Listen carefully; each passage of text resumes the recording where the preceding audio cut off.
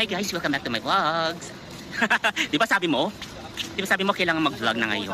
So, ayan na naman kasi eh. Lumayas ka nga sa paningin ko kung ayaw mo. Siya.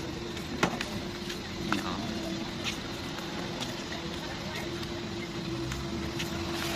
Tapos lang namin kumain. Siyaan. Parang ang pangit naman ng content na yun kung magpapasagasa siya. Yung ganito lang, normal lang, simple lang siya. Nakatatapos lang kumain, ganun. Alcahil Park yan, mga guys. Yan. Madalas dyan kami tumatambay. Pag walang gawa, pag day off. Siya. Ito. Yan yung mga paupahan dito. Guys. Sobrang busog guys. Legit. Ang sarap ng inasal nila dyan sa dito. Siyan kami galing. Yan. Ito, pauwi. Pauwi na tayo guys. Grabe naman magmura. Siya.